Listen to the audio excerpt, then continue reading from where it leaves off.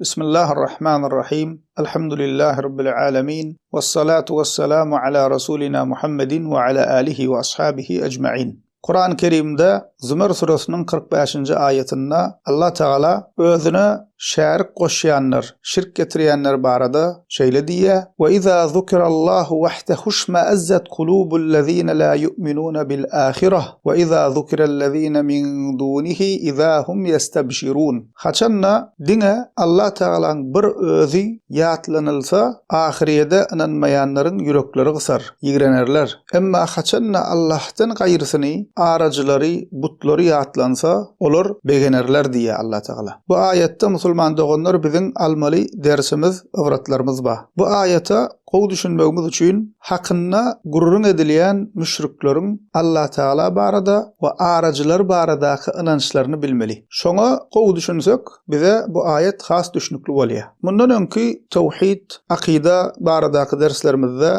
Peygamberimiz sallallahu aleyhi ve sellemiň döwründäki Mekke müşrikleriniň butlary baradaky inançlaryny aýdyp geçdik. Mekke müşrikleri yeketek yaradyjy, ähli zady dolandyryp duran, öldürüp diýreldiýän, rızk berýän yeketek Allah Teala diýip inanýadylar. Ayetlerde gelişýäli, alem jahany kim yaratdy diýsen, müşrikler derrew Allah diýýärdiler. Onda sorag we gowy düşünmeli ýerimiz. Ol müşrikler Allah inanýan bolsalar, yeke yaradyjy diýip Allah Teala'ny kabul edýän bolsalar, näme üçin bir sürü butlara sığınıp, olara ýalbaryp, butlary hem özlerine ibadet edilýän ilah kabul edýärdiler. Bunun sebäbi musulman doganlar olar öz butlary barada, batyl ilahlar barada ayette gelişýäli, bular Allah bilen biziň aramyzdaky aracılar, wesileler, şefaatçiler diýip inanýardylar. Ýani ol müşrikleriň düşünjesi näme? Biz Allah'a gönü çykyp bilemzok, arada aracı gerek diýen batyl düşünjeleri ba.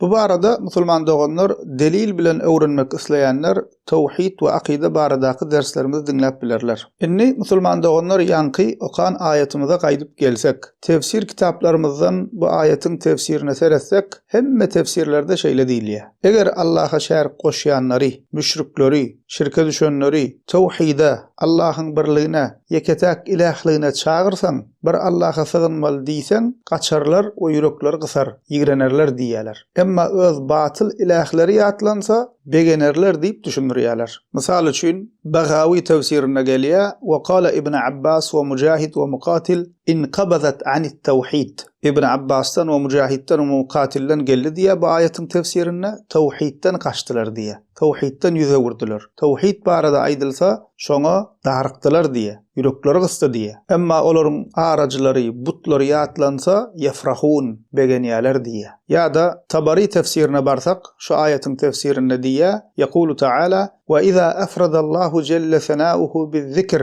fedu'iye wahdehu ve qîle la ilahe illallah işme'azzet kulûbullezîne la yu'minûne bil ma'at vel bahs ba'del memat." Haçanna bir Allah Teala'nın özü ýatlanylsa, bir Allah çağırylsa ve la ilahe illallah diýilse, ol ahirede inanmayanların ölümden soň dirilşe inanmayanların yürekleri gysar, ýigrenerler, darkarlar diýe. Neferat minet tawhid diýe. Tawhidden gaçarlar diýe. Ýani musulman doganlar ähli sünnetin içinde ygtybarly tefsir kitaplarynyň haýsyna barsak, Tabari, Qurtubi, Baghawi, Nesefi, İbn Kesir, haýsyna barsak, hemmesinde ol müşrikleriň bir Allah ýatlanylsa, la ilahe illallah'tan, tawhidden gaçýanlyklaryny, emma öz aracylary, batyl ilahlary, butlary ýatlanylsa, begenýänlikler barada aýdyp geçilýär. Ýani musulman doganlar Allah Teala bize bu ayette Allah'a şerik goşýanlaryň, şirke düşenleriň häsiýetini habar berýär. Allah Teala şerik goşýanlary Allah'ın tawhidine,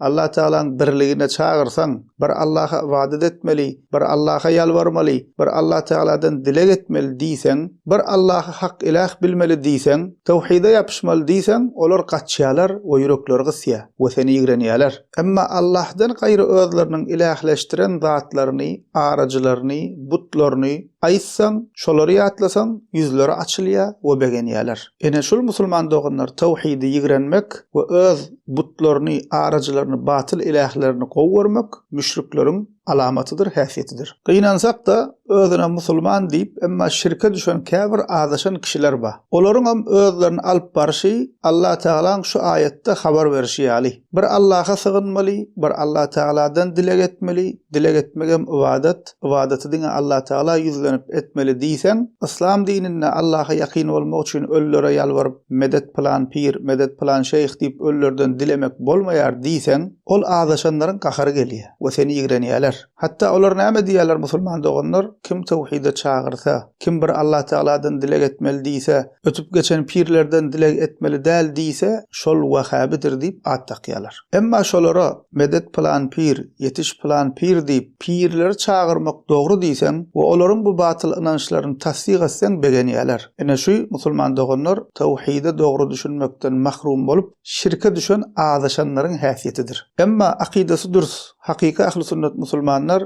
hiç açan tawhida bir Allah'a sığınmaga çağıryan dagwatçylara, bir Allah'a sığınmaga çağıryan ahunlara, şeyhlara at takmaz, olary garalamaz. Beter tawhide çağırsan begener. Çünkü Allah Taala Kur'an-ı Kerimde başından soňuna çenli bizi tawhide çağırýar. Ahli peýgamberler ummatlaryny tawhide çağırdylar. We peýgamberimiz Muhammed sallallahu aleyhi we sellem peýgamber bolandan ta dünýäden gaýdýança ummatyny tawhide çağıryp geçdi. İslam dini musulman doganlar tawhide esaslanýar. Tawhid bolmasa İslam bolmaýar. Allah Taala Kur'an-ı Kerimde Ali İmran surasının 19-njy ayetinde näme diýär? İnned-dîne indallahil islam. Allah Taala'nın gatynda hak din İslamdyr diýär. Şu ayetin tefsirine, Tefsirul Celaleyn'e näme diýilýär? İnned-dîne indallahil islam diýen ayetin tefsirine, Celaleyn tefsirine diýär: huvel islam ey şer'ul meb'ûs bihir rusul. İslam diye Allah Taala'nın peygamberler bilen, rasulları bilen uğradan şeriatydyr. El mebniyyu alet tawhid. Tawhide esaslanýandyr diye. Yani musulman doganlar dinin asly we esasy tawhiddir.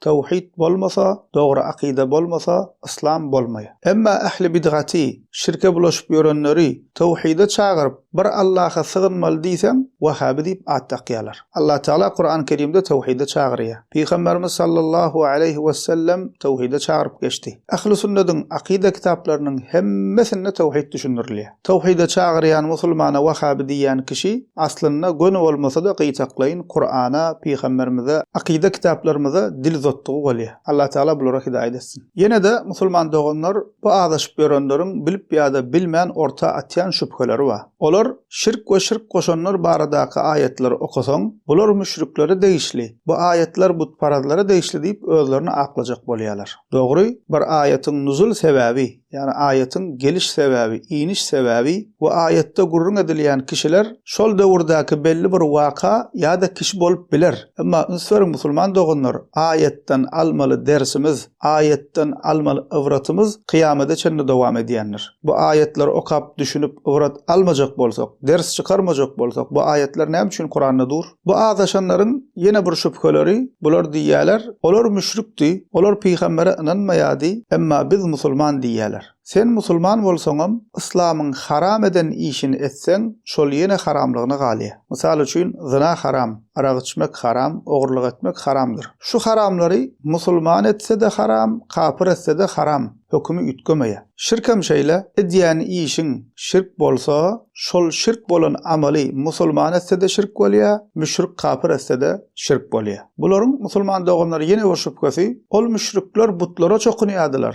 butlara araja edinýärdiler. Biz öwliýalara ýalbarýas, biz öwliýalara araja edinýäs. But başga, öwliýa başga zat diýýärler. Birinji bilen şol Mekke müşrikleriň butlarynyň gelip çykyşyny öwrenseňiz, şolaryň asly nerden başlaýar? Ötüp geçen öwliýalara ýalbaryp dilek edýärler, şolary çağıryp başlaýarlar, soňunda şolaryň heykelini ýasap buta öwrýärler. Ünsüren bolsaňyz musulman doganlar şol butlar insan sypatyndadyr, insan şeklindedir. Pikirleriň näme üçin insan sypatynda? Sebäbi şonuň aňyrysy ötüp geçen bir öwliýa adamy ilahleşdirip, şondan dilep, soňunda şonuň heykelini ýasaýarlar. Wagtyň geçmegi bilen şol heykellere ibadet edip başlaýarlar. Ene şu wagtym käbir bidgatçylar öz rabita edýän pirleriniň suratyny öýlerine asýarlar. Rabita näme diýjekler üçin aýry derste rabita näme digini bularyň öz pirleriniň kitabyndan düşündirdik, şonu dinläp bilersiňiz. Bular öz rabita edýän pirleriniň suratyny öýlerine asýarlar. Hatda öň tarikatçy, bidgatçy sopy bolup, soňra toba eden bir doganymyz gurrun berdi. Käbir bidgatçy bidatçylar rabıta edenlerini öňünde öz piriniň suratyny goýýarlar diýe. Şunuň bir ädim aňyrsy musulman doganlar şolaryň heykelini ýasamak bolýar. Bu mesele barada adamzat taryhyna ilkinji şirkin gelip çykyşy atly dersimizde bu meseleni Kur'andan we tefsir kitaplarymyzdan delili bilen düşünürdik. Bu meseleni giň işleýin öwrenmek isleýänler şol dersi dinläp bilerler. Diýmek, senin aracı edinýän zadyň but, agaç, daş, perişte, peýgamber, öwliýa tapawudy ýok. Şärik goşýan zadyň ady we özü ütgäni bilen höküm ütgemeýär. Şirkligine galýar. Bu barada İmam Zahabi rahimahullah Ulu Günalar atly kitabynda şeýle diýär. El-kebiretul ula eş-şirku billah. Fe ekberul kebairi eş-şirku billahi taala we huwa naw'an. İmam Zahabi diýär, birinji ulu günä Allah Taala şirk goşmak. Ulu günälaryň ulsy Allah Taala şirk goşmakdyr. Ol hem iki görnüşdir diýär. İki görnüşdir diýäni musulman doganlar ulu şirk we kiçi şirk we.